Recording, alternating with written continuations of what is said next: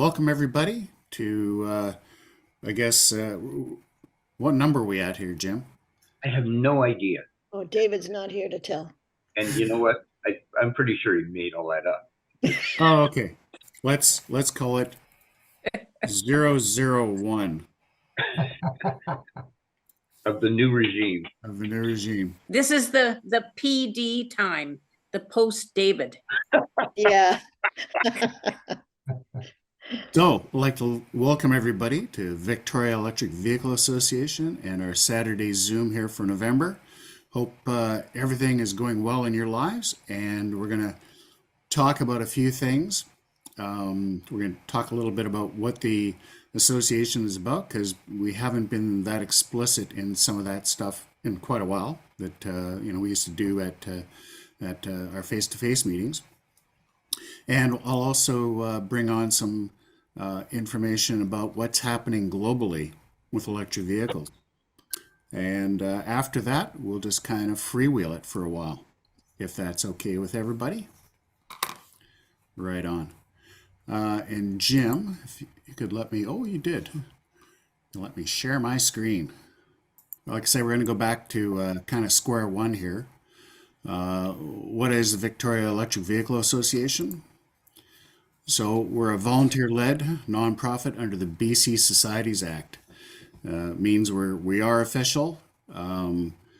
We're not just a club. We're not just a Facebook page. We actually have standing under the BC Societies Act, and that helps us do things that a standard club can't do. Volunteer-led, though. Nobody is paid here. We run a lot on volunteer hours, and always need help. We have 5 board members and several people who assist in our research and media outreach. I think this number might be a little low, but we have 1,900 discrete members across BC, North America, and beyond into the globe. This is a very important point.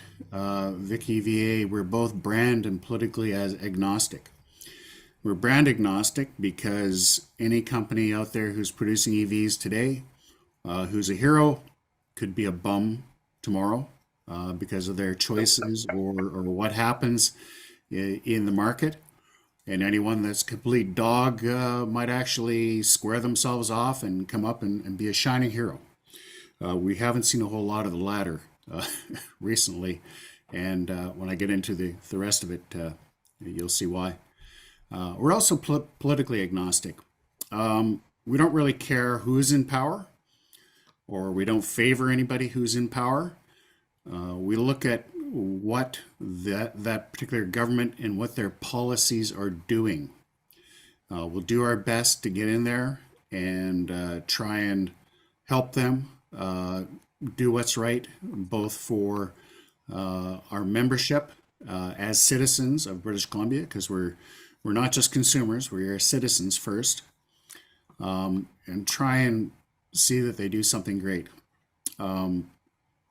Again, politics being what it is, a particular party might say wonderful, wonderful things as they're vying for power, and then not do any of them or do something completely different once they are in power, and vice versa. They may say terrible things, and then when they actually get into power and they have to, like, oh, now we got to run things, they might do the right thing. And that's how we kind of approach it. We judge them and give them kudos where applicable and tell them where they're stepping wrongly whenever that's the case. That has been, in the last sort of 5 years, we've seen a lot of it where we used to have to go to them. Now they're coming to us, so it's good. We are focused on the promotion of the electric vehicles, of course, and we are founded with solar, so that you can power your own car from the sun. And we see these two technologies as well as storage as being the kind of the wave of the future. Well, the wave of the now, really. this is how we can go forward and have transportation kind of lead the rest of the economy into a cleaner, greener, smarter, more inclusive and resilient sort of a place to be. And our mission statement probably sounds kind of familiar. To help accelerate the change to a sustainable energy future. As a lot of you know, once you have an electric vehicle in your life, you look at that and then you look at other aspects of your life that may still be driven by fossil fuels, and you kind of think, maybe there's something I can do there to shift that. You know, even if it's like retiring your propane barbecue and going for an electric. However, we have some functions, prime functions that we do. We have public engagement. So this is us getting out to doing car shows in the summertime, working with different groups to do that. EV demos, when people want to get out and see a particular type of EV, they'll get in touch with us. We'll try and find a member who has that vehicle so they can get the unvarnished truth about the vehicle. We do briefings. We'll go out to different groups that want to know more about electric vehicles and give them the lowdown. Recently, I was out to the Ford and Friends Early V8 Club, and that was very interesting. We also have, we put these meetings plus other videos we do, we put them up on YouTube. And we have a social media footprint, both in Facebook and on, what's that other one, Jim? Instagram. Instagram, yeah. Our social media people deal with that. I just get bugged for content, but it's great. It is, Instagram is so good in that it's, in a very short time, you can learn a great deal and get people interested. So, business engagement. We get into face-to-face discussions with businesses and try and tell them and show them how moving to an EVs in their business can help their carbon footprint and their bottom line. The great part about the business is they really don't care how they do things as long as it helps their bottom line. So if an EV can fulfill the roles that they need with minor adjustment, they're going to do it. And a lot of that is just making them aware of things. Businesses are generally very busy people. They haven't got time to be paying attention to what's going on around the planet. So we try and help them out with that. Government engagement. So we have worked at all three levels in Canada here, municipal, provincial, and federal, doing what we can to help their policies, number one, meet their own goals. As more and more governments look into things and understand that they have to try and reduce their greenhouse gas emissions, we try and show them how they can meet those things through electric vehicles or solar or whatever. And that's been pretty good. Municipal governments are moving towards EVs. We're going to see EVs in police forces more and more going forward. Provincially, some of the policies that they have adopted have been, I would say it's safe to say, shaped and made better with our input to it. And the federal level is always a challenge because, well, heck, a lot of the time, the federal government is too concerned with things in two provinces that they can't look at all the rest. So that one's a bit more of a challenge, and it's harder to point to success there, but we don't give up. Non-government engagement. So we try and find other groups that kind of are working in the same sort of field we are, moving towards making things better. BC Sustainable Energy Association is one of those, and other electric vehicle associations, whether they're here in British Columbia or across the country. it's always good to go to other groups who are, can be several years behind where we are now in British Columbia. They can benefit from some of the mistakes we've made or successes we've had. So that's always a good thing. Membership engagement. Well, since COVID, this has been taking a bit of a hit. We haven't had as many social events or face-to-face meetings as we used to, and we'd love to do more. Would like to hear from the membership about what they would like to do with those. What would help meet their needs and desires. For one thing, tomorrow down at Motorize in View Royal, they're having an event. They're doing an electric vehicle customer appreciation day, and we'll be down there too, working with the public. And if any of you guys are available, come on down, and we'll talk to you there as well. It'll be a bit of a social. There'll be coffee and I think some munchies on hand. And research. We have the research team. They start working on issues so we can get to the ground truth of things. And then that research helps provide the data and insights that we can use in all the other groupings above us, all above this line here, as you see on here. If anybody has skills you'd like to see applied into working in any of these groupings, let us know at our website, and we'll bring you on board, and we'll have a chat and see if we can incorporate you and let you work for something that's really good. It's very, it makes you feel good when you're trying to make the world a better place, and for not just your own betterment, but everybody's betterment. So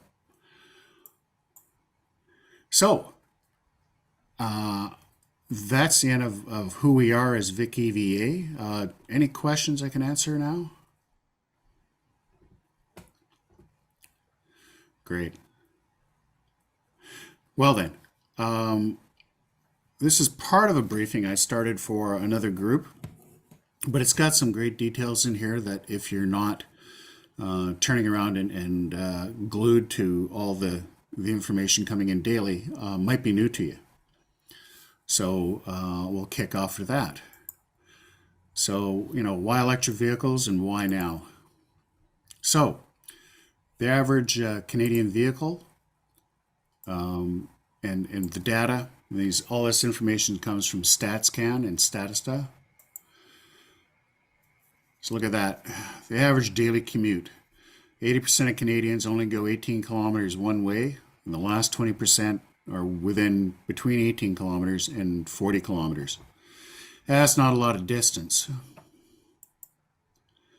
Daily commute times, 30 minutes each way, and if you pile that up, it's into an hour a day. 240 hours a year you're spending in your car. And if it's a legacy internal combustion engine car, that's 240 hours of putting things into the environment. Average speed in urban areas. You'll see a lot of markers saying 50 kilometers an hour. Well, when you collect up all as traffic piles up, you wait for lights, you go for lights, whatever. The average speed in any urban area actually breaks down to only 36 kilometers an hour, and that kind of reinforces the average daily commute time and average daily commute in kilometers. Now, the average internal combustion engine vehicle fuel consumption is 8.6 liters per 100 kilometers, or only 27 miles per gallon. Most of us have been around. 40 years ago, what were governments trying to get to? They were trying to get to an average fuel consumption across our vehicle fleet of 30 miles per gallon. Well, it's only been 40 years. We haven't quite made it. Vehicle engines have gotten more efficient. That's very true. More efficient, more powerful. But they're now they have much bigger vehicles wrapped around them. So that continues to drive down the average fleet fuel consumption. So at 8.6 liters per 100 kilometers at $2 a liter, $17.20 to go 100 kilometers. That's a lot of money out of your pocket. Average kilometers driven in Canada, 15,200 plus or minus 8%. And the average vehicle price for all vehicles sold in June of 2022, when you put them all together, it comes out to just under $53,000. Some people seem to remember, oh, we can buy, new cars for 25 grand or 30 grand or 40 grand. That's not the average. That's, in fact, fewer and fewer. If you look at a big company like Toyota that sells a lot of cars, somewhere between 10 to 15% of the vehicles they sell are the cheaper ones. Your Corollas and stuff. Yeah, vehicle pricing has gone up dramatically. So, why are EVs great? It's about efficiency. So you put your ICE vehicle on the road and you pour fuel into it, and that fuel turns around and you lose a lot of that due to engine losses, parasitic losses, drivetrain losses, using your auxiliaries for electricity. You put all that together, you're losing 75 to 84% of the original energy that you've put into that car, meaning only 16 to 25% of that actually moves your vehicle down the road. By the way, these numbers do not take into account all the inputs, energy inputs taken to get that fuel and put it in your tank. So all in all, a pretty inefficient system, creating heat and pollution. Electric vehicle, only about 11% of the energy is actually lost. You lose some to charging, some to drivetrain, powertrain and cooling, steering, auxiliaries. But especially in urban traffic where you're starting and stopping, you're getting a lot of that energy back, up to 22%. So of the energy you put into the vehicle, you're getting between 87 and 91% of the energy moving the vehicle down the road. That's, right away, just from efficiency, it's a big reason why people need to be shifting over to electrics, vice legacy ICE. And we'll go back to efficiency next bit here. What's the highest average fuel efficiency without an electric assist in a vehicle right now? So, if you're thinking about a Prius, that has an electric assist because it has a small battery which helps move the vehicle down the road or start the vehicle off and gathers energy. So something that is pure ICE alone. The most efficient anywhere is about 40 miles per gallon. So if you take, this is data from the US back in 2020, and you look at all the electric vehicles and all these borders you see here are different power grids in the United States.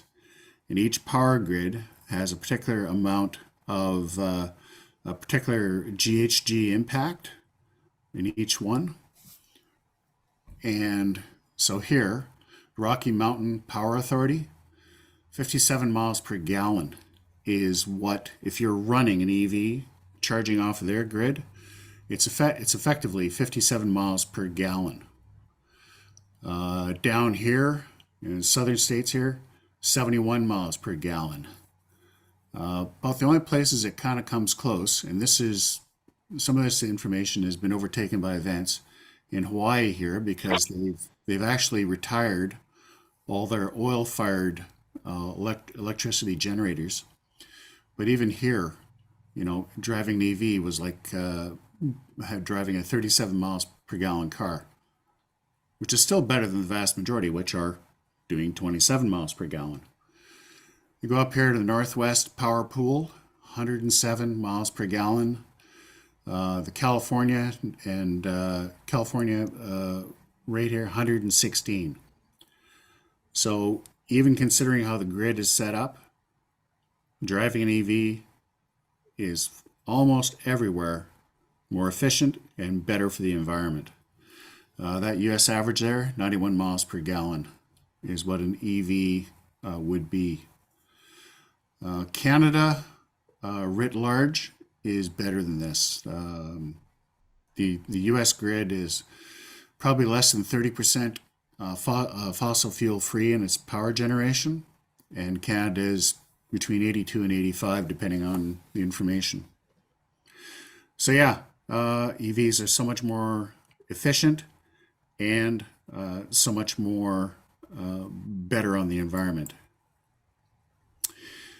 So if you look around the world and you look at the top 10 economies around the world, the G10 as it were, and if you're very sharp of eyed, you'll see that number 8 is not on there.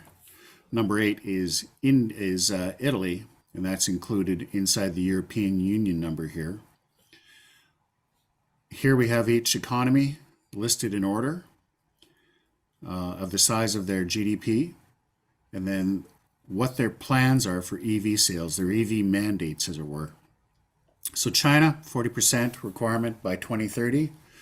The first half of this year, they'd already hit 26% of that. 1.43 billion people. A couple of years ago, they had 600 EV makers in the country, and they were told to start amalgamating to get that number down below 300.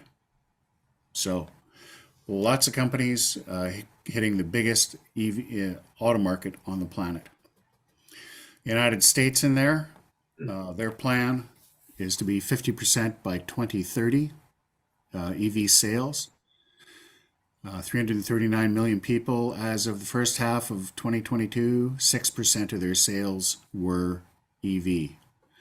With the new incentives they have coming on, starting January 1, expect that number to jump.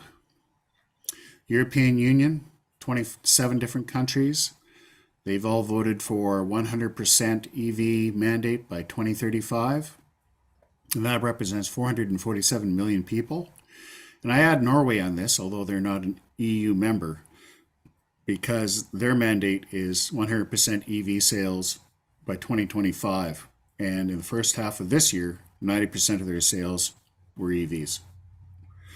Japan, they say they're going to be 100% by 2035. They're going to have to actually start making EVs in order to get anywhere close to that. But that's their current goal. California I put in here by itself because and their numbers for GDP are taken away from the US. They are the 5th largest economy on the planet, just being the state they are themselves, with a population of about 39 million. They plan to be 100% EVs by 2035.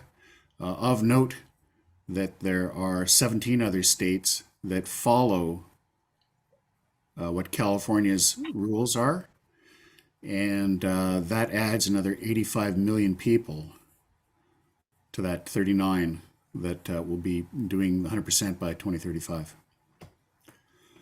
United Kingdom, depending on which one you read and how you parse it, somewhere between 2030 and 2035, they want to be 100%. 67 million people there. India's got a very tall hill to climb because of the way the country is set up, and the vast majority of people who are living below kind of the global midline for income. But even they are trying to be 30% EVs by 2030. Canada, we're in here. The federal government's stated number is 60% EVs by 2030 and 100% by 2040. Expect that to come down, and I'll tell you why when I get to the end here. First half of 2022 here, we had 8% of Canadian sales being EVs, 17% here in British Columbia. And of course, we plan to be 100% EV by 2035. And South Korea is on here, 2030, an odd number, 83% EVs. Okay, whatever. The last two numbers here. We just hit 8 billion people on the planet.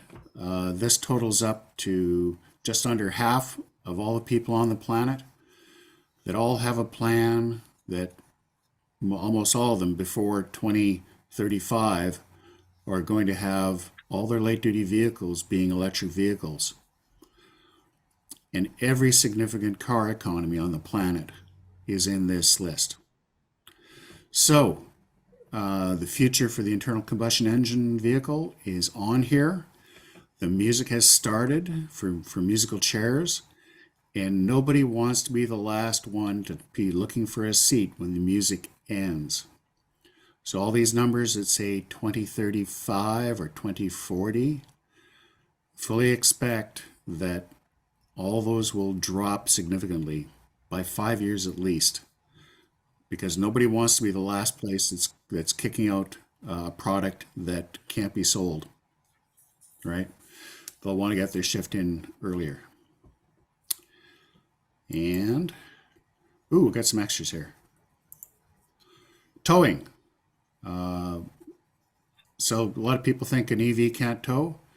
Here's this rig here, little SUV electric vehicle, a tent trailer that is pretty light. It's made to be towed by an EV. About 1,300 pounds all loaded up.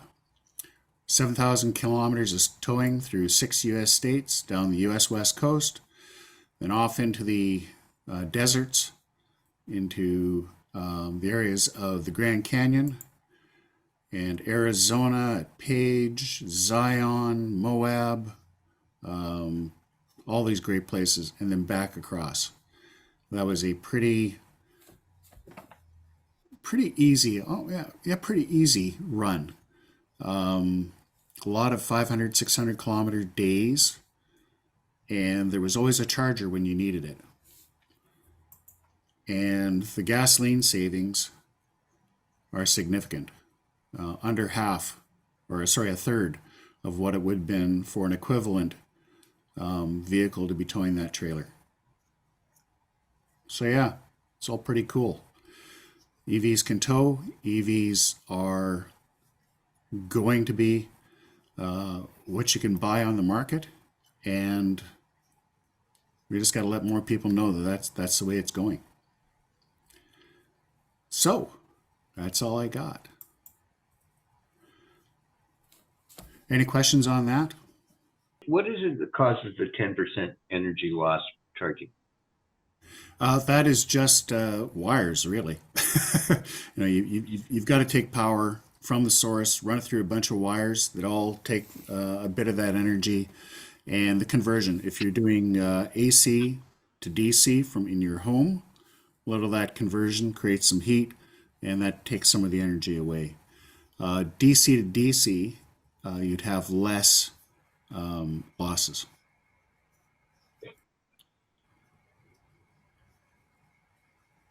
Hi, Glenn. Brian here.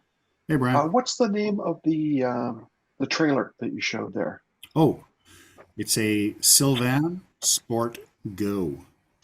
SYL? SYLVAN. They're made in North Carolina. They're all aluminum. They have torsion bar suspension.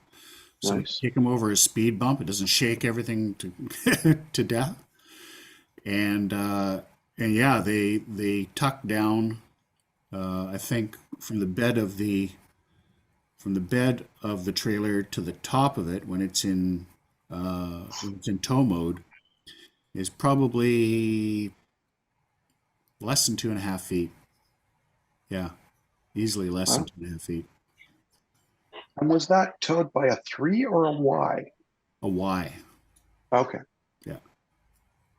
Yeah. So it takes a 500 kilometer Y when you're towing it at sort of highway speeds, into wind, out of wind, uphill, downhill. kind of made it a 335 kilometer vehicle. Having said So not that, even half. yeah. So and this was in the spring of this year. So we did a lot of a lot of cold till we got into Southern California, and then some hot. We got up to, and then it started getting cool again near the Grand Canyon. A little bit of hot during the day, and then all the way up through Idaho, Utah, and Washington was all cool again. So it's kind of up and down mountains, hot, cold, whatever. It took the vehicle that's kind of 16 kilometers or 16 kilowatts per 100 kilometers, and I was averaging, I want to say 20 point, no, not 20, 23 kilowatts. Okay. About 23 kilowatts. Yeah, I So, was reading that they're allowing Model 3s to tow in Europe. yes. Can you hook up we've just got a Model 3 a couple of months ago. Can you order parts from Europe and tow with a Model 3? Well, so here's, You don't need to do that. I put a tow hitch on the back of my Model 3 and I use it for my electric bike. I have a electric bike rack. I'm not sure that you can tow with it, or there's limitations to towing with it, but you can certainly put a hitch on the back of your Model 3. I went to, where did I go? I'll think about it. so the upshot for towing in a sedan in North America versus Europe. In Europe, they have small roads, small cars. We need to move things around. So they've made the regulations are supportive of people doing that. In North America, we have big ass roads, big ass cities. Can I say big ass on here? Anyway, I just did. And we and the regulations are kind of set up so that you're encouraged to get a van or a truck or an SUV in order to do towing. So nobody will tell you you can tow with your sedan in North America. And there's always the hanging threat over your head that the manufacturer may not stand behind you should there be a problem with your vehicle because you went towing. That's the sticky wicket. Now, having said that, if you remember what a Mazda B1200 looked like, Yeah. my dad used to tow a almost 3,000 pound tent trailer behind on that, and that was dangerous. It was crazy. Well, our family used to go on family vacations, so 5 people and a tent trailer, and a good sized tent trailer in a 144 Volvo. Yep. Yeah. So a 4-cylinder, 3-speed automatic. Yep. We did not go quickly. No. No.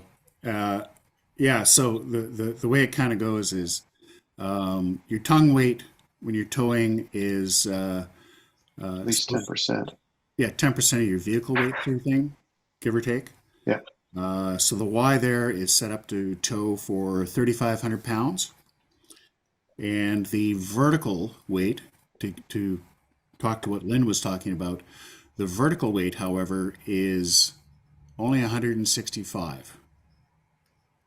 Now, Oh. why that is, I don't know, but it is. Huh.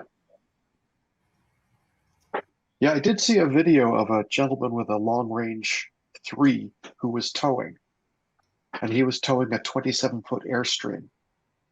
Yeah. Yikes. Yeah. Yeah, you could do anything, of course, but Yes, he says he gets about 100 miles on the highway. yeah, maybe. And the acceleration is completely fine. Oh yeah, yeah. Well, yeah, with our rig, and we'd be going up mountains and be passing people left and right, and they'd be like looking at me, what? But yeah, that's the one great thing about EV is that you can certainly you have all the torque to pass and go quickly up hills, but you will pay for it in your range. Yeah. Yeah. I will say on our 7,000 kilometer journey across the US. Um, I never was really worried about finding a Tesla supercharger, and I very rarely ever saw anybody else's chargers. Hmm. That was worrying to me as an advocate for all EVs. And like, come on, guys, like, get out here, get on with it. It was worrying. I do know. I think Jim Warder is running around with a Ionic 6 towing, and he's somewhere in the States now. So I guess he's relying on the Electrify America setup. So we'll see how that goes when he gets back. Yeah, I was watching the Transport Evolved show about them towing with their F-150, Yeah, and they had problems charging in the heat because the Electrify America charger would get too hot in the sun. yeah, But that seems very lame. it is. In fact, I went across some of the same roads as she was towing in.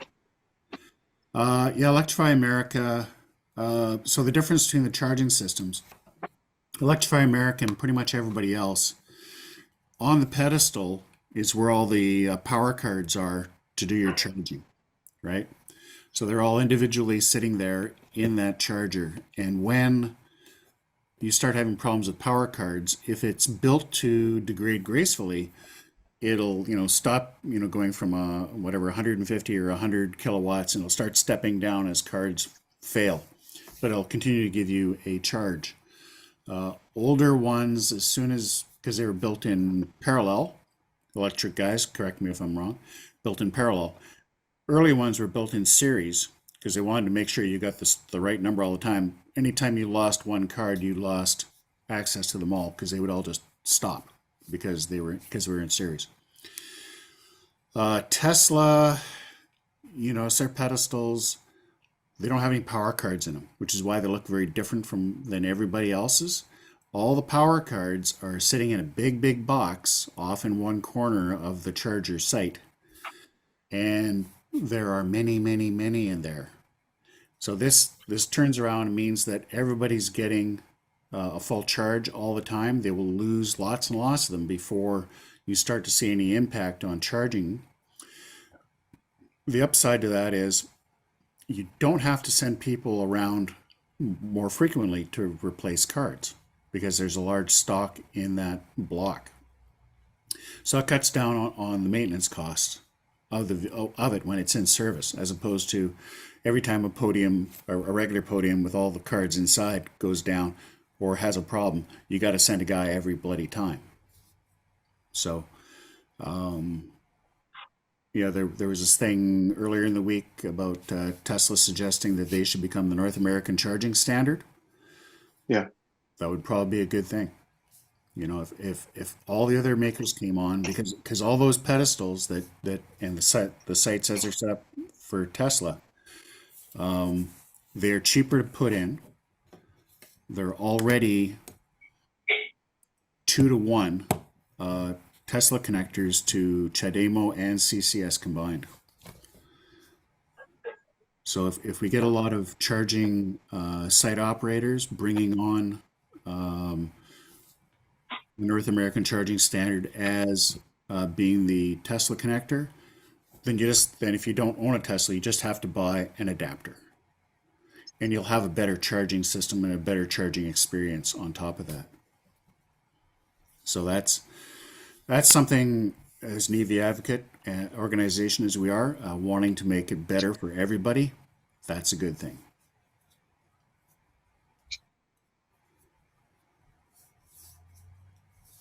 Has anyone heard anything regarding those adapters that are less than exorbitant in price? I did a little research, just more curious, and it seemed to me that the adapter that would allow me to plug my Bolt, for example, into a Tesla charger was, at the time I searched, it was about $350 at least. Yeah, all those adapters seem to be right up there because we had the we had the CHAdeMO to Tesla adapter, and those are 700, Heather.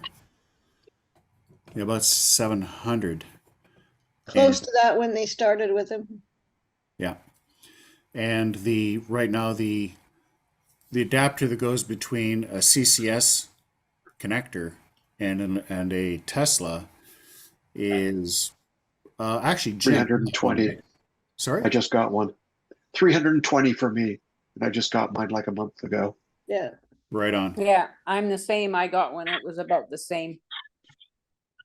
And your cars were already configured for CCS charging? Yes, yeah. Good. Mine isn't. Heather's isn't. No, mine is. Oh, yours is. Yeah, mine is. Yeah. Oh, yeah, You just, they're having a short surprised. booth when mine was made, I guess. you got yours the next month, I guess.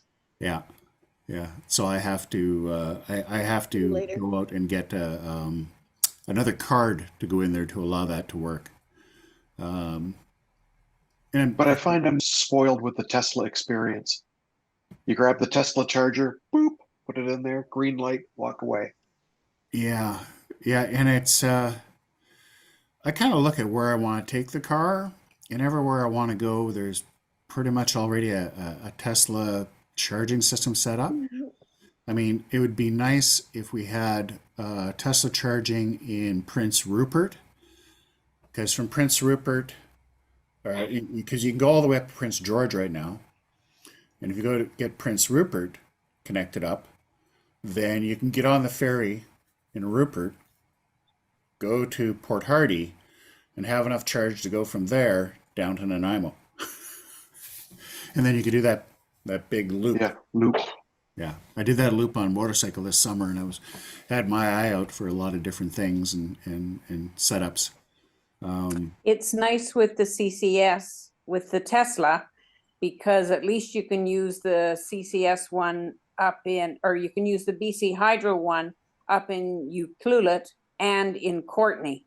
Whereas if you're just with a Tesla, you don't have anything, DC until Nanaimo. Yep, exactly.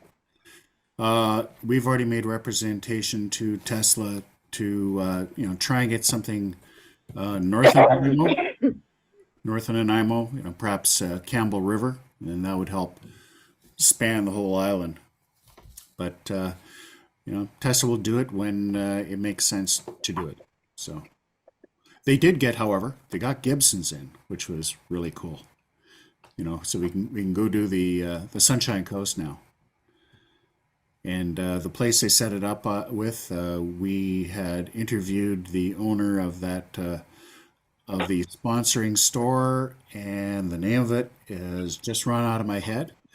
But they've been very keen EV supporters for years, and they made it happen. I think it was BC Hydro had set up to come in there, and they bailed they bailed late in the game, and so they contacted Tesla, and Tesla says, "Yeah, we'll do it." Took about a year to happen, but they did it. What was the other thing too? The head of the Sunshine Coast EV Association is now the mayor of Seashelt, I think. Yeah. So we're putting people in power everywhere. And as you know, David Grove is now on council for Colwood.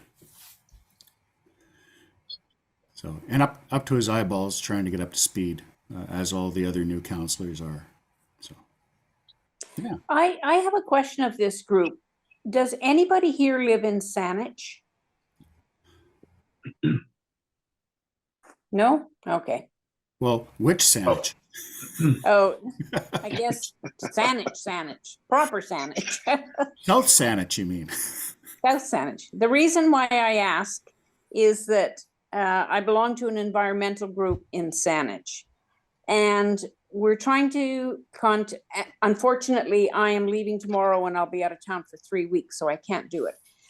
We're trying to contact the head of the school board in Saanich, whose name is Tim Dunford, I think, and ask him to try and apply for the funding for electric vehicles, electric school buses.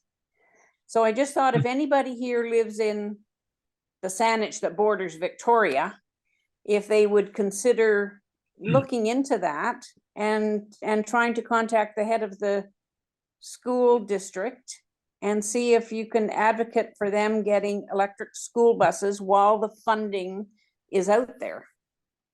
Lynn, sorry, I had my mouth full when you asked who was from Saanich. They have already made the application. Saanich. Oh, that's great to know. Yeah. I'll let the environmental group know that then. They will want to know that. Thank you very much, Jim. Welcome. Yeah, down here in School District 62, which is Souk, but that includes most of the western communities, they now have 6 electric buses running around. And that's awesome. I was caught behind one the other day, and I was like, oh, I'm going to get all this diesel sucked in through my car. And I went, oh, wait, it says electric on the bottom. Yay. But yeah, they're driving those, and so far I hear that they're really liking them. The drivers like them a lot too. You know, the ones that allow themselves to say that.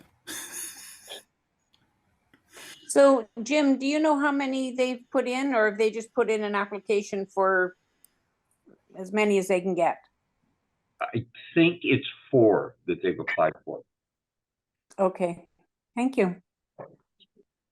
I have to say welcome to our founding president, Fred Wiesmann. Wiseman. Sorry, I keep putting that German We're slang. not in Germany now. But yeah, Hi. welcome, Fred. Thank you. I appreciate it. Yeah, So we're what's up, guys? Sorry to be late. Well, we can start from the top again if you like. Oh, wait. No, save me that. Let's carry on. I'm kidding. Yeah. Okay. What else has been cool Screen going on? expansion here. I can't find it. How to make my screen larger? It should be here somewhere. Oh well, forget about it. You know where the mute is? Yeah. Very funny. Thank you. If not, we'll send Jim across the street to fix it. Yeah, okay. So Fred here is also an EV and solar owner, as is Jim and myself, putting all those technologies together. So driving on sunshine most of the year. What else? What else has been going on? Mostly, I think we just been in transition with moving David along and finishing the all the paperwork and everything for the AGM. Yeah. Events coming up, Jim. We have the Santa Parade on the 26th. Yep. And if anybody, we still are short a couple of cars. So if anybody would like to participate, it's a huge amount of fun. And you have not experienced driving an EV until you navigated Government Street with about 20,000 people on either side of you, pressing in, applauding as you go by. It's pretty amazing. Yeah, it really is a tonic to your soul as you drive through all this, because people and kids just love it when the electric cars come along, you know, because they're not being polluted as they go by when the trucks do. But yeah, so Mike, you got a bolt there. Love to have you out. It'll only take you 3 or 4 hours of your day, and we have lights so you can decorate your car, and yeah, it's a ton of fun. Years ago, I took my boat for the Sydney Christmas Sail Past and went through the whole process of decorating the boat, putting a genset on the boat. I didn't have one installed, so I just rented one. And it was fun, I gotta admit, but decorating is not my forte. So a friend of mine who's really into this. His Christmas yard is incredible. He took on the task of decorating. And the good news is, as a result of all his work, we actually got best in show for first time. But in terms of trying to decorate my vehicle for something like that, it would be something I'd need somebody like my friend to agree to get involved to do that. And I'm not sure whether at this stage in his life he'd be quite up to it. But I agree that it is extremely rewarding to do something like that, and then to hear the feedback of the people around you. And in this case, with EVs, of course, it's more than just people appreciating your artwork. It's the fact that they're appreciating your representation of a new form of transportation and your I guess, your awareness and concern about the environment. They're sharing it with you. Yep, for sure. Yeah. Well worth it. And if you do show up, Mike, I'll make sure we have someone there to help you get hooked up. And because we line up near the legislature, there's usually like an hour and a half at least where you can get your car all rigged up to go. Yeah, it is a ton of fun. What day is it, Glenn? It is the Saturday, the 26th of this month. Yep. Oh, Our marshalling time will be sometime between 3 and 5. We don't have it yet. yeah, And sorry, the I'm parade out of town. starts at 5. Yeah. And depending on where you are in the parade, you usually, I think so, at the worst, you're going to be done by about 7:30. Yeah. You had a question, Lawrence? Well, a comment and a question. So I was in EV parade once, I think back in the 80s, and I was driving an electric wheeled kayak, and someone loaned me for the parade here in Palo Alto, California. And it was all fun and games until there was an underpass and I had to stop. And apparently the brakes were a bit of an afterthought and they didn't work very well. And I nearly ended up under the rear end of another EV. But fortunately, we did stop in time. So there can be lots of excitement and mortal danger in these things.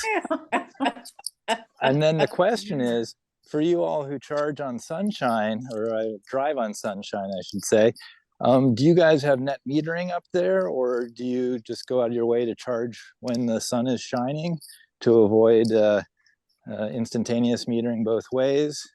And do you guys get, when you sell power, do you get a wholesale rate or the retail rate for it onto the grid? So the way it works in BC is you collect the sunshine, your house has first use of it, and then anything that's not being used by your house goes back out to the grid, stays in your community as it were, but goes out there. And anything you pass back to the grid, it starts building a bank of energy. Not money yet, but it's just energy.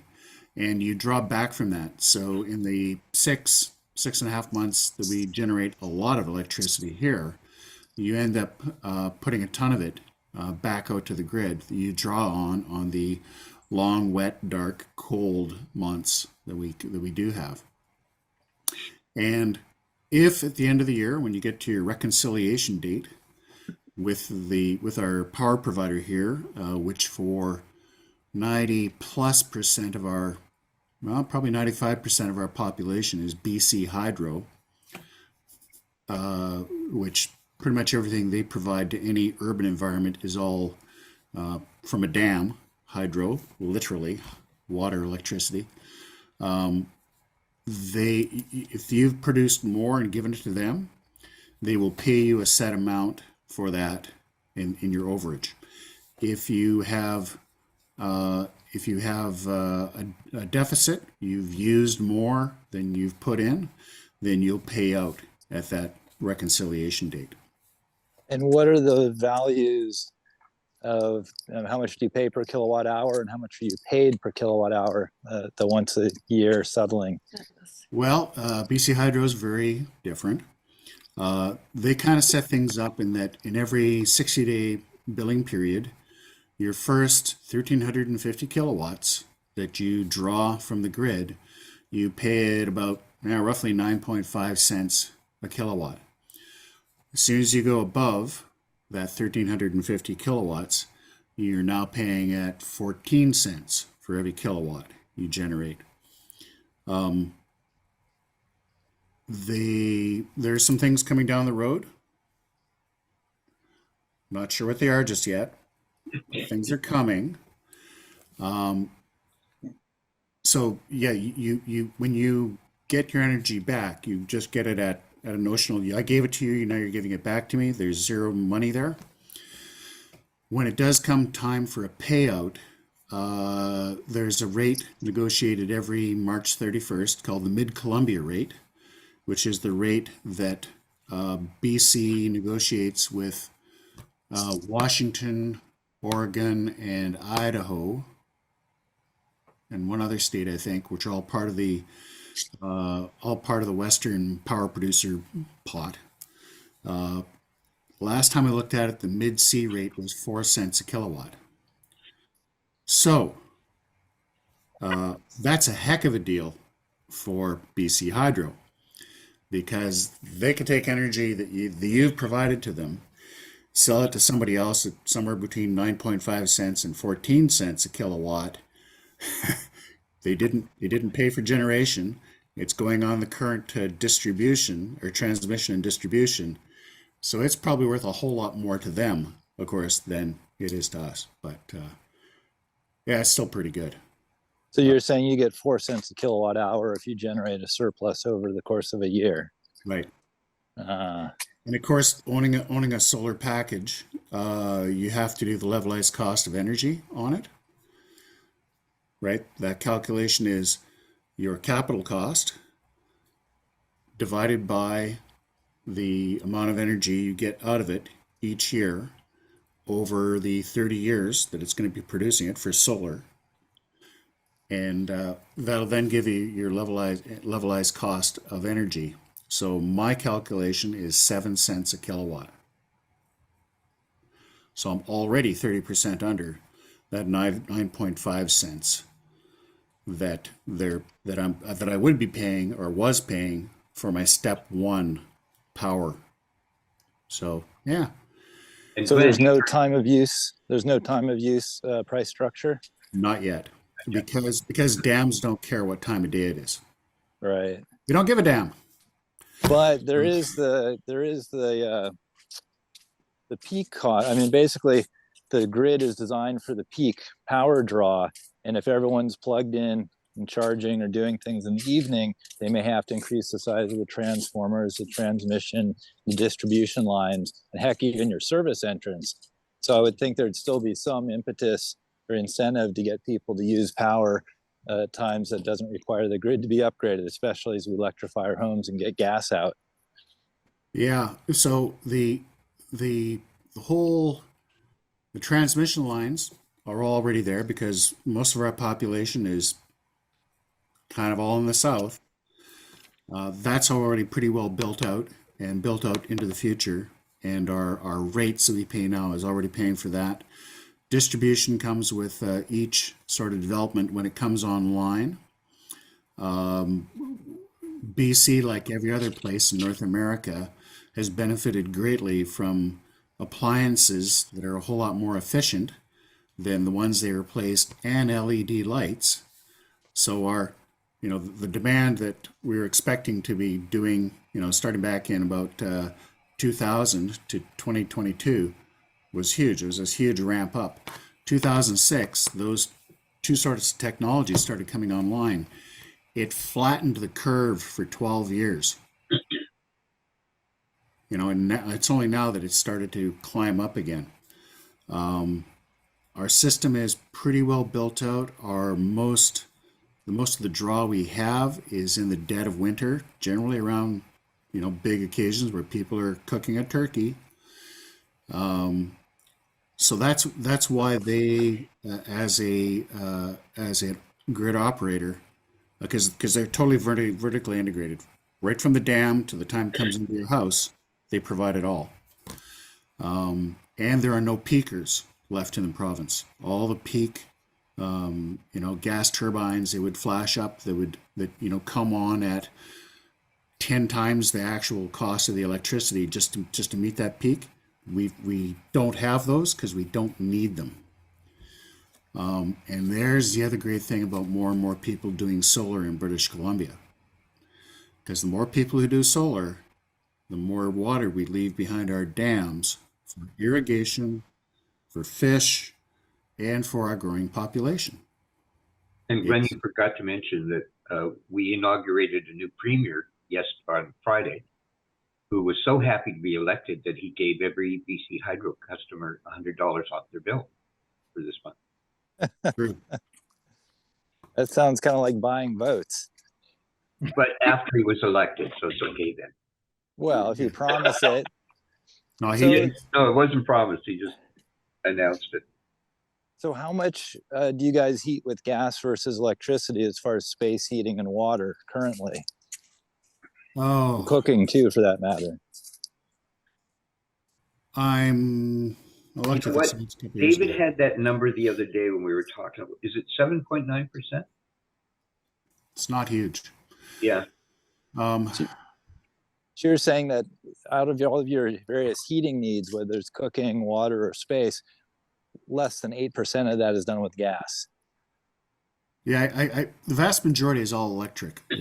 That's safe to say, and I can't put a number to it right now. So, yeah, and here's the other good news is that we waste a lot of energy in just regular baseboard heating. Like that is the worst way to use electricity to heat. You know, if you can put that energy, even like you can get baseboard heaters that run through oil or water, so you can get some more time out of that energy put into it. That'd be a lot better. But the one thing that we have you heard of the Clean BC plan, Lawrence? No. So its policy came out a few years ago, and it kind of touches everything in energy in British Columbia going forward. So all municipalities had to come out and have a greenhouse gas inventory, and then they had to come out and have a plan on how to get it to zero by 2050. So a lot of municipalities looked at that, and they looked at the low-hanging fruit. Gas and diesel burning cars is one of them as low-hanging fruit. So they put some energy into that and money. The next one, of course, is heating by fuel oil. So people are being paid to get rid of their fuel oil heat. Not entirely, but they're being helped to do that. And next on the list is gas heating. They also offer money to put in heat pumps into your home. And you know how effective heat pumps are, right, Lawrence? Yeah, 3 to 4 ratio. Yeah. And in BC, a place that most of us don't have air conditioners, we're starting to get summers where, yeah, you need air conditioning. So Well, hopefully as people move to heat pump furnaces, the air conditioning will be built in from the get-go. Yep. Yeah, that's the whole idea. So that, broadly speaking, that's where British Columbia is going, and it's really pretty good. As you may know, 97% of the energy that we use, power we use in British Columbia, is done from hydro. The only fossil fuel is in places where they were too far from the grid, where it made economic sense to put high voltage lines to get power to them, or the mountains were just too bloody huge to do it at all. And BC Hydro has put money towards getting some of those communities. A lot of them are part of our First Nations, getting them more onto solar and wind to reduce the amount of diesel that has to get barged up and down the coast to run their diesel generators. So, and of course we had one that had an accident a few years ago in the Broken Islands group, which was not good. So yeah, things are really good. We couldn't have done, and we're well aware that California, which I think is where you live, right, Lawrence? Yeah, near San Francisco. Yeah. California is really dragging the rest of the U.S. and frankly the rest of the world forward when it comes to energy. Well, what we're looking at here is we're trying to get people off of gas by electrifying, but that means huge grid upgrades. Like my town of Palo Alto, when they started talking about electrifying, well, starting heat pump water heaters and then heat pump furnaces, the utilities guys stood up and said, no, you can't do it. We're going to have to upgrade the grid first. And they're talking about $160 million to upgrade the grid. You know, we run our own municipal utility, and then we get PG&E to bring us power from our generators. We don't own the generators, but we contract with them from around the state. Supposedly we get all green energy, but not real time, just net. And so they want to sink all this money into upgrading the local grid, transformers, distribution lines. And of course, we'll probably also have to pay PG&E to upgrade their transmission lines to get to us. And then of course you've got service entrances, and anyways, it's a big mess. And they also say we don't have any workers because PG&E has stolen them all away. So this is going to take years and lots of money. And then we've got lone voices in the wilderness like me saying, well, we are the leading EV adopter in the US and maybe in North America. And why don't we drag our heels for a moment on the actual grid upgrades and integrate this new technology called bidirectional EV charging? And in doing, like, looking at some European cities that have modeled this and are on the way to doing it, there's maybe 10% of the transformers need upgrading compared to electrifying everything without bidirectional charging. Well, there's because of the market that a lot of the US runs, where you got generating companies, you got transmission companies, you got distribution companies, and they all have to justify their lives and their business. So, you know, if you're one of those people in between, then you could see yourself taken out. So, distributed energy creation, Resource.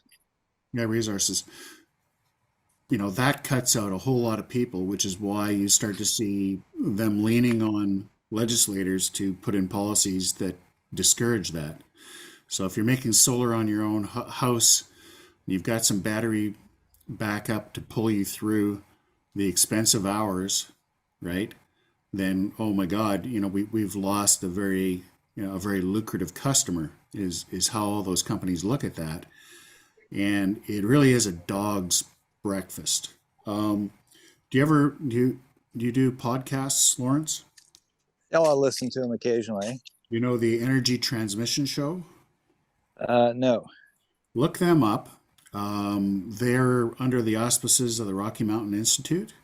Oh yeah, I know them. Yeah, and they are one of the best places to look at energy in the U.S. I listen to so much stuff I can't quote a whole lot. So many things in my head. But they've looked into this a lot, and there are some pathways around things, and you kind of see the political class doing things every so often to try and knock down some of the blockages. So, you know, like a couple of years ago when your governor said all new builds had to have solar on the roof. That was one of the ways to turn around to all these different lobby groups and industries that are getting in the way and try and bull them out. But now I hear there's new legislation coming on where they're going to penalize you for putting energy into the grid. You know, which sounds very south of the Mason-Dixon line, frankly. And there's banjos playing somewhere.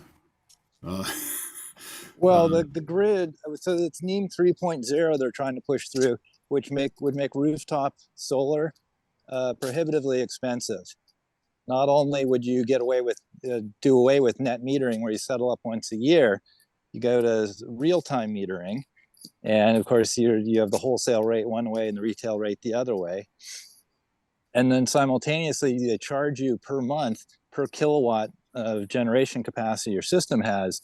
So really, instead of having your system pay back in 7 years, it might be 20 to 40 years if it'll pay back at all. So it would kill overnight. It would kill the rooftop solar market. On the one hand, they're requiring rooftop solar, but on the other hand, they're making it totally prohibitively expensive. So maybe you buy a new house with rooftop solar and then you disconnect it because it's going to cost you more money than not having it. Well, It's just ridiculous. Yeah, and that's the schizophrenia of some politics. well, I think that you really can overcome that if you produce enough solar power and have enough battery storage, maybe through your car, to disconnect the grid and forget about them.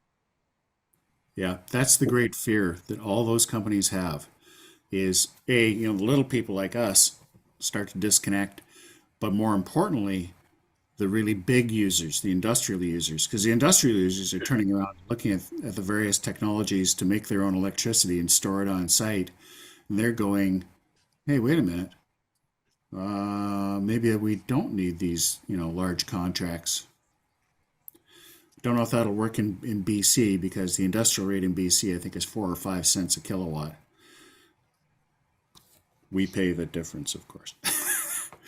Having said that, it's still a better situation. Yeah, it really is a dog's breakfast down there, Lawrence, and you have our sympathy for sure. And the thing is, it's a local utility, and I've got the ear of the mayor and whatnot, but the utility, it's a mess. People have lobbied them before on making permitting for rooftop solar easier. It's like, why don't you do the same requirements and permit structure as all the other communities around us, and they never have electrocutions and fires from their solar setups.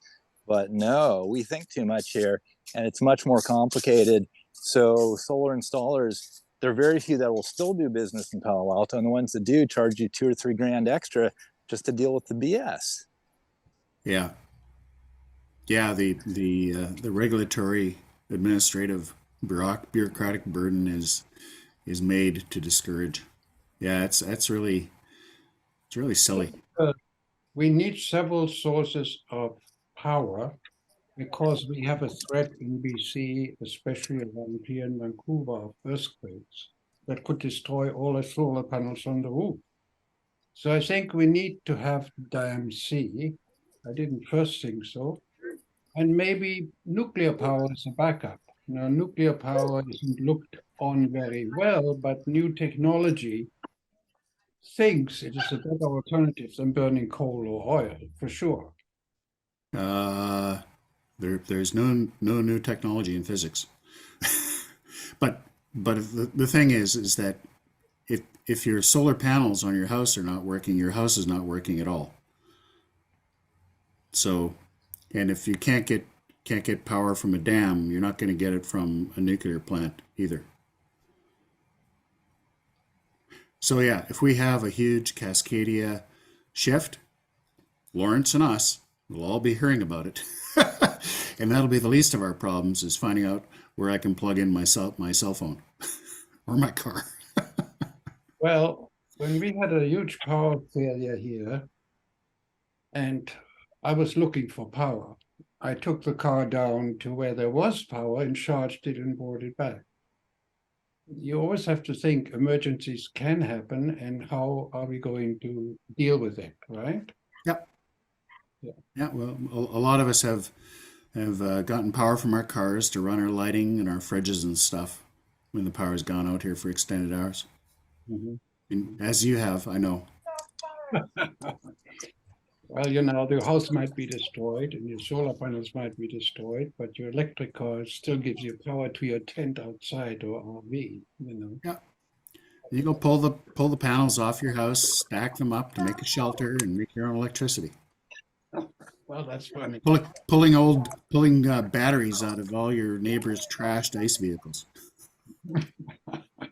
Very funny. If anyone here is interested in following some of the more Canadian-oriented evolution in the areas of power distribution and all of the various electrical things that relate to the introduction of new electrical demand, I've been following some series on the electric autonomy site. Mhm. And when we started this afternoon, I put their link up on the chat thing, if anyone's curious.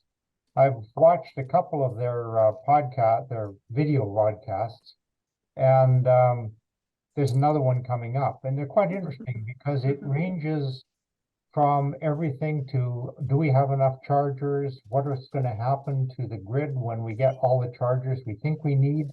What are the ways to balance the power distribution in such a way that we can approach peaks without being broken down as a result of the peaks? Ways of storing energy that go beyond batteries. Why not use, for example, a lake as a form of storing energy? You pump water into the lake when you've got extra power, electrical power, and when the power source is reduced, you drain water out of the lake through a generator. Different ways of approaching a problem that, when you have a large number of people approaching the problem and trying to solve it, it becomes very interesting because somebody will bring up a thought that many of us have never thought of before. So I found this series of theirs quite good. And there are, of course, if you search around, and I'm sure Glenn has an inventory of these that he's got in his back pocket, that is worth following, because we're all going to be beneficiaries of the results of this. Yeah, that's for true, Mike. And in fact, we frequently will put up the links to some of those things that we attend, put them online, and I'm always interested when I go to those things, because I frequently see the government representatives on there not leading the discussion, almost not even participating in the discussion. They just kind of, hi, I'm here, and we're here to help people, and they say really nothing. But I kind of like it because it means they're there. They're at least paying attention to what's going on. Here's a great regulation that a federal government could put in that would help the entire grid in Canada or the U.S. And that is that EVs, after pick a date, 2025, have to be bi-directional. Your car's bi-directional, and you say, I'm going to let the grid operator access 10 kilowatts from my car when they need it, when it's plugged in. They'll pay me back for it. In the UK, they're paying like almost $2 a kilowatt. Get that. Stupid high numbers. Wow. Because it's a whole lot cheaper than building more generators, building more distribution, building more it's cheaper than all that. But it comes into the evening spike, and all the EVs just are there, and they take it. We have 25 million light duty vehicles in Canada. We had 25 million light duty electric vehicles. What's that times 10 kilowatts? A lot of energy. The key there, I think, is going to be somehow ensuring or encouraging people through education to introduce the bidirectional EVs into their household in a safe way. You need an automatic transfer switch. You need a variety of other things that a hostile grid supplier would capitalize on if they try and discourage people from doing this. So, you can do the thing, the power's out, so you do a little thing with your power inverter and you plug it into your circuitry in your house, that's okay. But you take a regular full-size traction battery and you feed that back into your house, you better make damn sure your main breaker's off and that it's feeding only those things in your house that need it, not, for example, the electric hot water tank, if that's what you have. The same thing you do if you wanted to use a standard gas generator to provide backup power. You don't just plug it into your house, you make sure that you've got a solid routine in place, or you install a automatic transfer switch or a manual transfer switch. Yeah, and that's all good for emergencies. I'm talking day to day. hmm right? Well, BC Hydro did have a day-to-day solution. They were suggesting, they're asking in the survey, if we would be willing to install a device that would shut off our hot water tanks in order to preserve that 6,000 watt for the time that is needed for high use times. hmm So of course it didn't go over very well with the public. It never happened. Yeah. And we could almost have another day where we're talking strictly smart home electronics, you know, where your panel is strictly run by software and there are no hard connections to any of your circuits, hmm right? So that, you know, so I've got 125 amps in my panel here, and I've got some lighting circuits on it that are off there. They're all 15 amps, but they're all for lighting. And if there's 3 to 5 amps on that entire circuit, I'd be shocked, you know? Lawrence, I think you got some people behind you there, if you don't mind muting. Okay, see what I can do. Yeah. Yeah, anyway, so, you know, if you're doing that, you know, I could have another 10 amps per every one of those lighting circuits and so on and so forth through the whole box. You know, if the box, you know, activated based on the internal demand, we'd have lots of room. And it's like people now are saying, well, you know, I only have a 100 amp box. I can't put in breakers for an EV. Okay, well, CSA and not Measurements Canada. Can't remember the federal organization that would do it, but you know they would turn around and say, well, we don't buy, you can't buy any incandescent bulbs anymore, right? Everything's LED. So okay, you know the standard for every lighting circuit in the country is now a 5 amp breaker, right? And that's just the low-hanging fruit. I'm not an electrician. I don't even play one on TV. But this is an easy sort of way to do things. Well, I think you're predicting the future. It's inevitable that something like that will happen. Yeah, yeah. These dumb, clunky boxes we have on our walls handling electricity it's so last century. Yeah. You know. Because if you had an intelligent panel, you could switch off the lights of every room you're not in. I constantly go behind my grandchildren turning off lights, you know, so couldn't come soon enough. Yeah.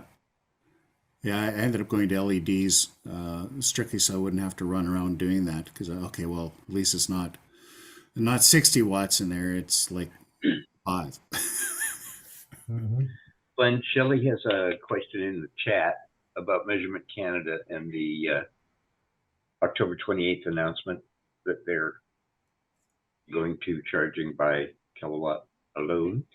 Yeah, I saw that, and the quick read I had of it, and I'm trying to really think through how much it matters, and I think it matters very little because it's still only for level 1 and level 2.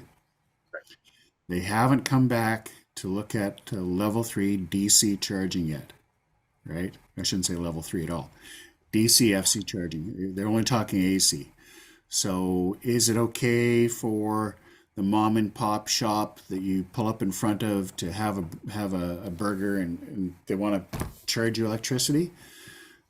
Okay, so now Measurement Canada said it's okay for you to charge money for the electricity. But then again, that charger's there to encourage you to, you know, be a customer for their business. So I kind of like, does that really make a difference? I don't know. Even if you get, you know, like too large setup of level 2s at a mall, again, you know, this is part of the draw to get you to come spend your money at their mall. Right. So you know, it's in the way of looking at government policy and you know encouraging things that are a positive step forward. I go, yay. It's nice. Let's get off the pot and do it for direct current charging. However, you're not just paying when you charge at a DCFC site, you're not just paying for the electricity. You should be able to see on your bill how much you were charged for the electricity for sure. But you also need to be charged for the parking spot, for demand charges if that counts into it. All those other things need to be in an itemized list. So as Jim and I saw when we were at the on-the-go chargers that are starting to go up around the island here, on their charge screen, on their pricing screen, it had 4 different things where it told you what you were being charged for each of those items. So they need to get off the pot, and in fact, they are not charging anybody for electricity yet. It's all free until the end of the year, because they're hoping by January 1, Measurement Canada will come out and give them some sort of indication. But yeah, somewhere needs for being able to be priced by the kilowatt, that should appear in it, but it certainly can't be the only thing you're paying for, right? It's just making what you're being charged for more easily identifiable. So special dispensation means, They think they're the at the mall or a business, when they put in a charging station, that they can then apply for this, this measurement needs, but they don't have to, or is it now standard? It means, so let's look at a multi-unit residential building, a MURB. Okay. And say they've got a plug at each parking spot that was meant there so you could vacuum your car out, right? It would allow your strata to charge you for the electricity and not have to have a Measurement Canada certified, banded, sort of a thing saying that yes, this thing accurately, measures electricity down to the whatever, how many decibel places below zero, right? They don't have to have that. That's what the special dispensation is about. So they can now charge for that electricity without having to prove they have a accurate charging means. Does that sound right, Jim? Yep.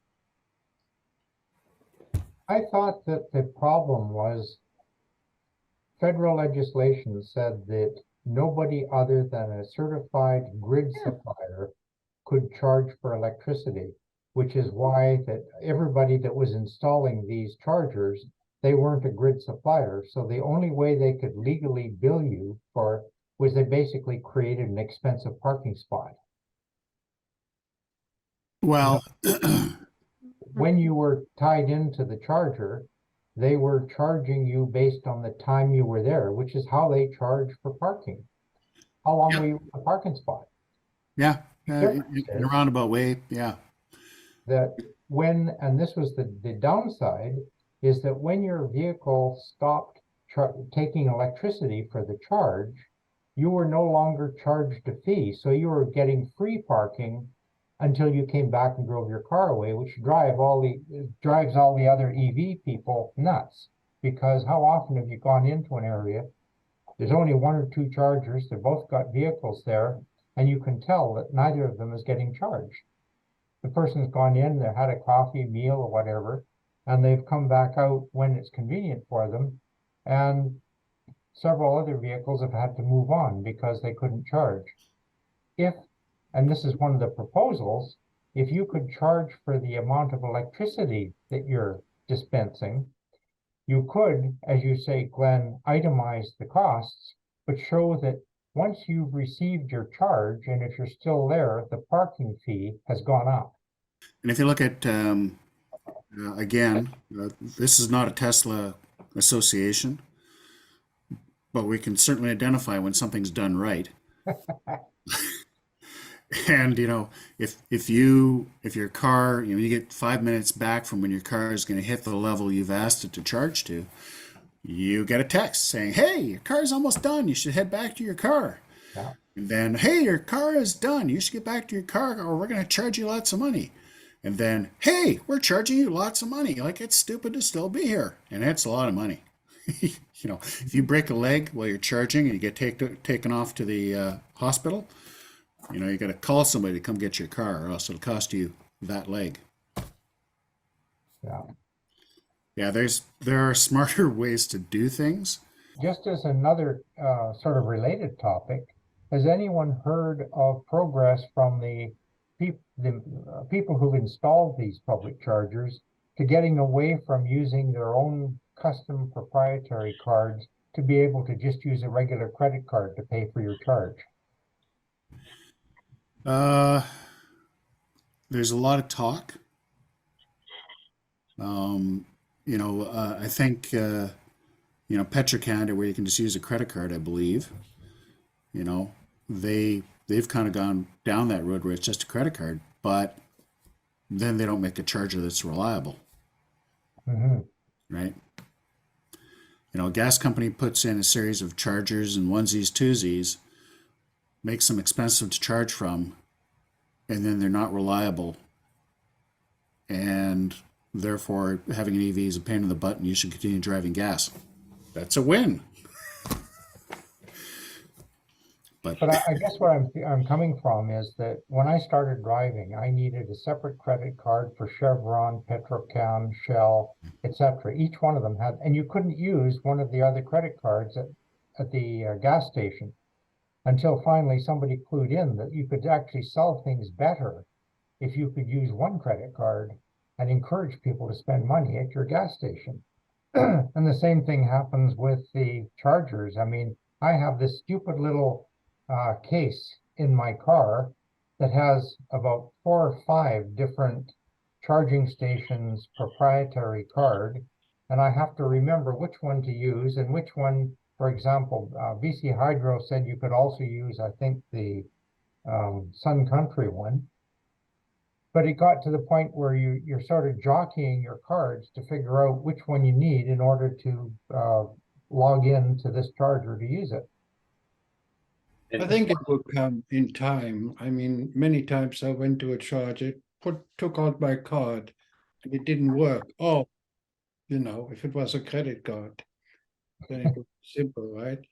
Yeah. And oddly enough, most of that will be solved when people just start going to the Tesla chargers. yeah, somewhere you have a relationship that's already tied to your credit card, and you plug in and the car identifies itself during the handshake. Okay, you're who this is. Okay, good. Here's your energy. Yeah. Going directly to your credit card. Yeah. Seamless. So related to that, I have another question, and that's if you're using the CCS to Tesla converter cable so that I drive up to a Tesla charger, do I have to register my vehicle and the charging cable so that the Tesla charger knows who I am and then does the same thing for me as it would do for a Tesla owner? So the way I understand to work in Europe, and there's a couple places in the States that have done that, it's going to require a smartphone. So you stand there, you plug your car in to the site, you get on your application where you've already given Tesla your credit card, and you say, "Hey, I'm at this charger. Okay. Hit me up," and it'll just go from there. Yeah, no, I think that sort of makes sense. I mean, we all have to use these smartphone apps now for practically everything we do, so it's not that big a deal. And I wouldn't be surprised if it gets to the point where there'll be a little QR code that's displayed on the charger, and you stick your phone there, and it happily does this automatically. Your credit card associated with the app gets billed, and everything's smooth. But it does mean then that more and more people can start using and benefiting from the wide distribution of the Tesla charging network.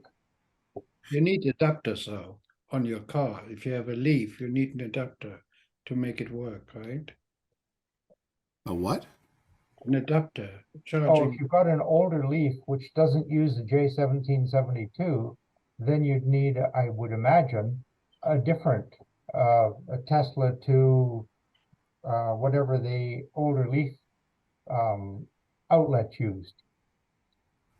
Because the older Leafs didn't use a J1772. They used their own proprietary cable. I thought they all had J1770, or at least my 2013 had a J1772, and mine had the fast charging, CHAdeMO, as the two formats it could support. And there was a JTAP that you could put onto a Tesla connector that would go to a J1772.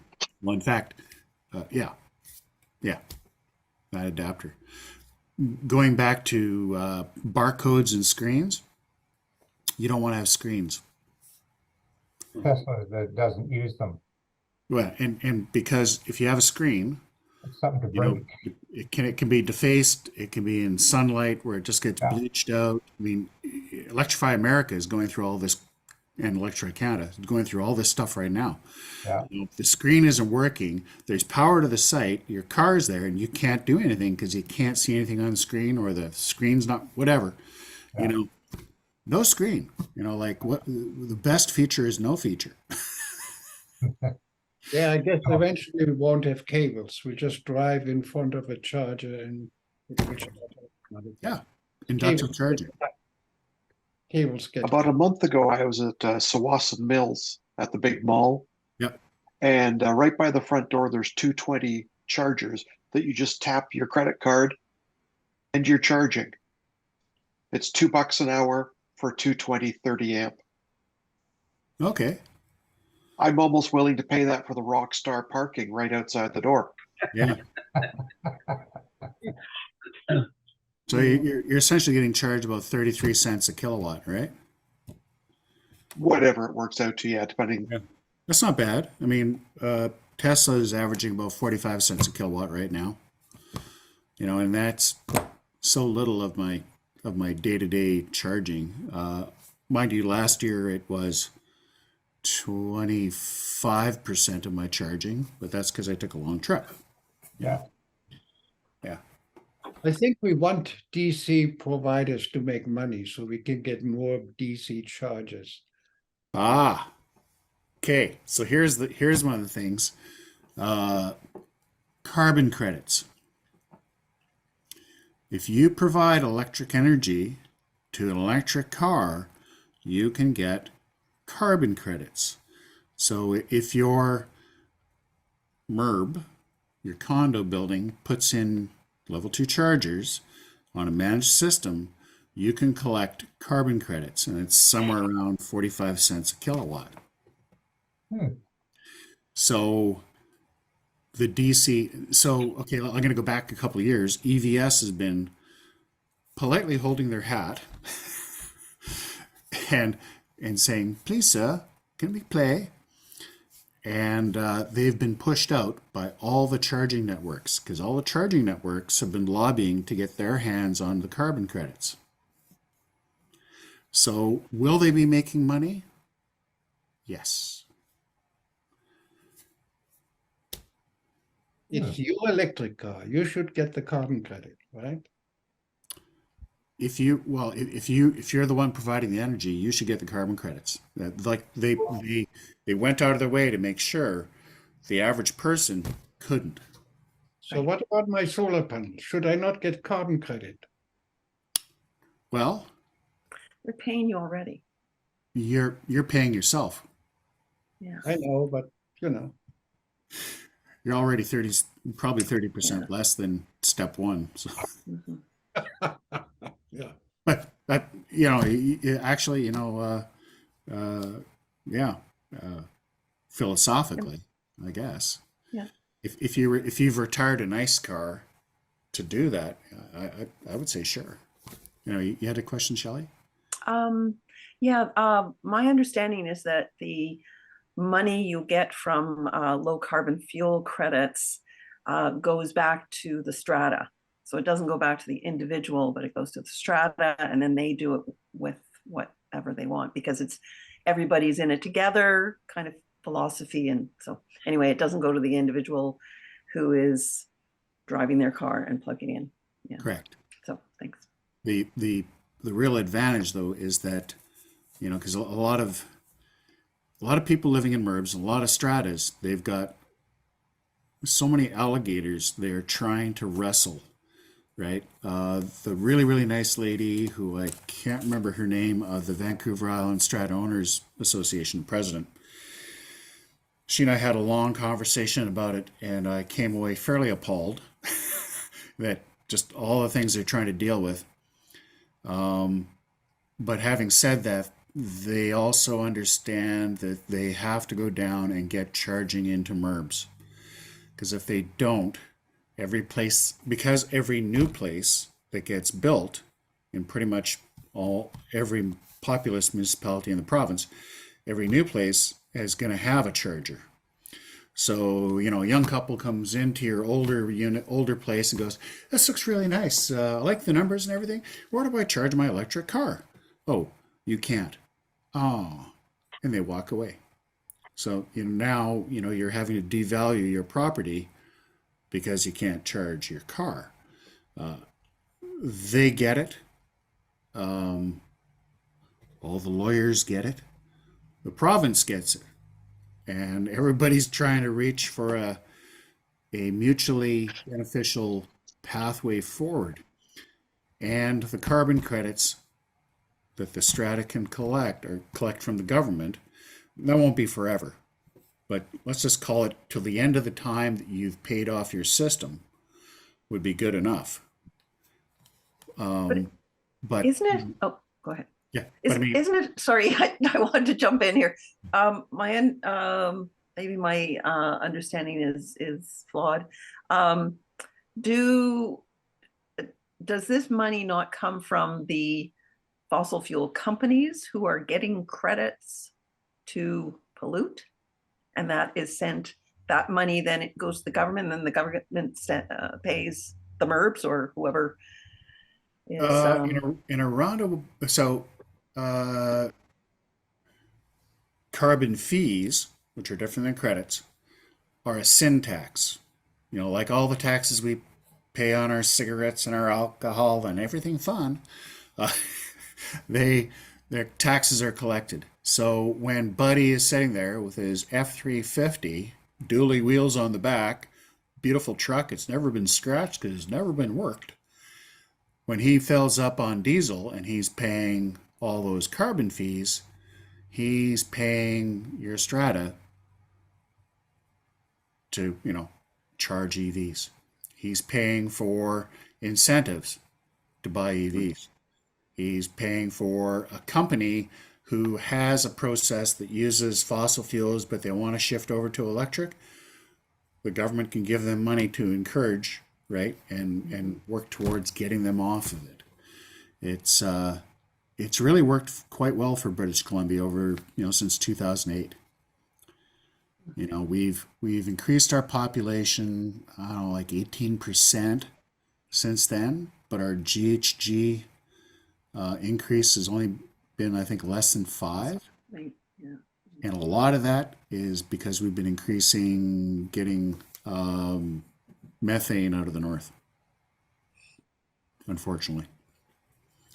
Huh. So, if we could stop that nasty habit and write off that money, or rather it's a liability. Production.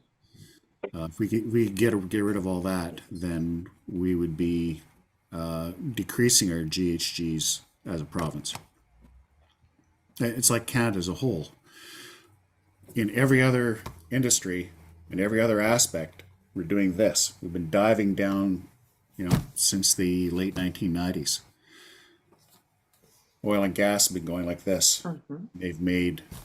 They've increased our gross GHGs like by 40%. And everything we've been doing has been gone down like 30. So it's, But are we not still, the individual is using, aren't they using more in the ways of fossil fuels? Or is it just population increase that is increasing our GHGs?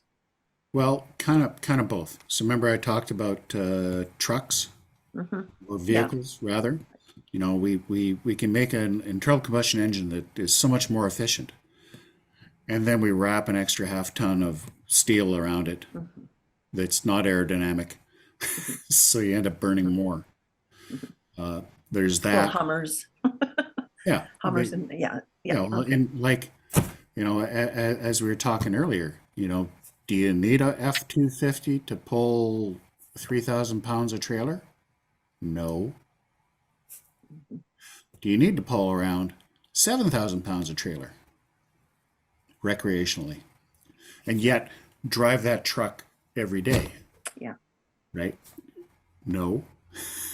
to pick up your kid from school and all that kind of Yeah. stuff. I mean, it should be, you know, and I'm just talking for myself.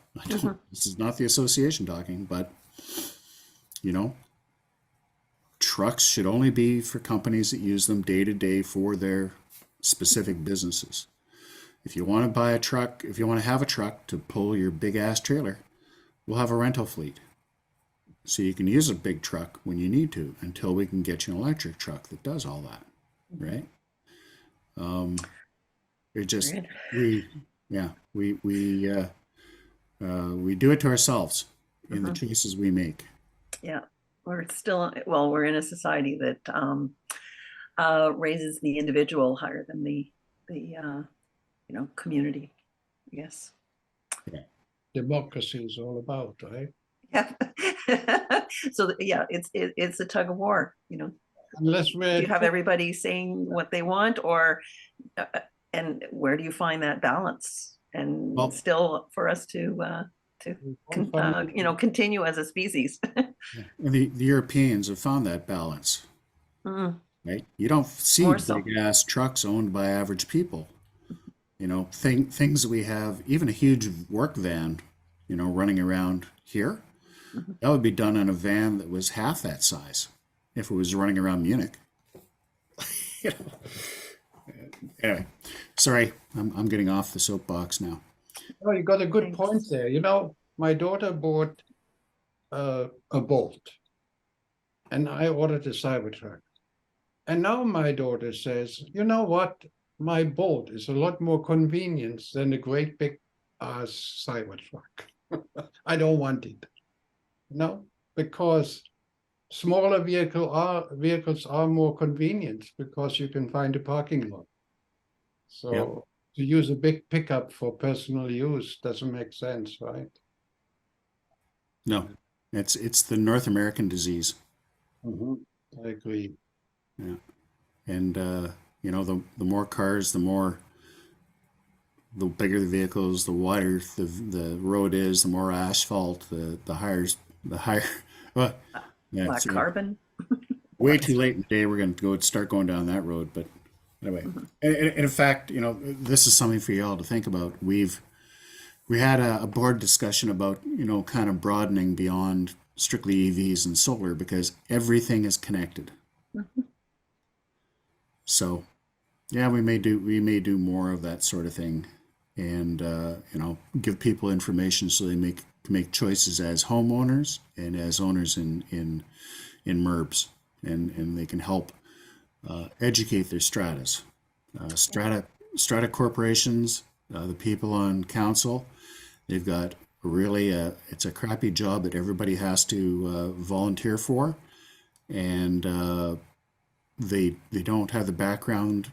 They need help, and if we can provide people or information so they can make better choices, we're all for that. Go ahead, Shelley. I just while I was watching one offered by Visoa, VISOA, and it was Wendy Hall, I believe her name is. She did a fantastic job. Fantastic. And they've got a whole series, and go to their website, and you can go to their YouTube channel, and they've got them all online. Yep. All Yeah, no, the videos. So go and see that. And they're really pushing MERBs and having people get their strata council to accept it, and strategize the EV ready plan and all that kind of stuff. So it's much more adopted by these councils, because they address the issues that most people are facing. So that's Yeah. I thought it was excellent. yeah, and they, as you go through the whole series, it can take you step by step on how you go through it all. Yeah, no, I sent that to my, I have a cousin, 79-year-old cousin, living in Strata. He just got himself a Ford Mach-E. He's also on board to get an Aptera at some point. So, and he and one other guy went before their Strata to try and get charging in their MERB, and it failed first time around because the Luddites came out of the woodwork and walked up to people's doors and said, "Hey, this terrible thing is going to happen. Can you sign on to oppose it?" So, Yep. okay, so we are running through our time here. I want to thank you all for being here. It's been very cool. Thank you. And Jim, you got anything to say as before we sign off here? We still need people for the 26th. I know we've got Mike involved now because we've solved all his problems. Yep. We have an entire team of decorators who have volunteered to do Mike's park. Do we have a leaf? Yeah, David. Okay, right. We can probably do with another leaf if Fred or Shelley wants to bring theirs. I'd have to come all the way down from Nanaimo. Hmm. You got a spare room, Mike? Right. I have to charge for 3 hours to get back. Unless I do a DC. I could do Right. yeah. Anyway, thank you. Sorry, Jim, I cut you off. Anything else we need? No, we're fine. All right. Thanks, everybody. Thank you so much. Have a great day until we speak again next month. Yes. Bye-bye. Perfect. Ciao.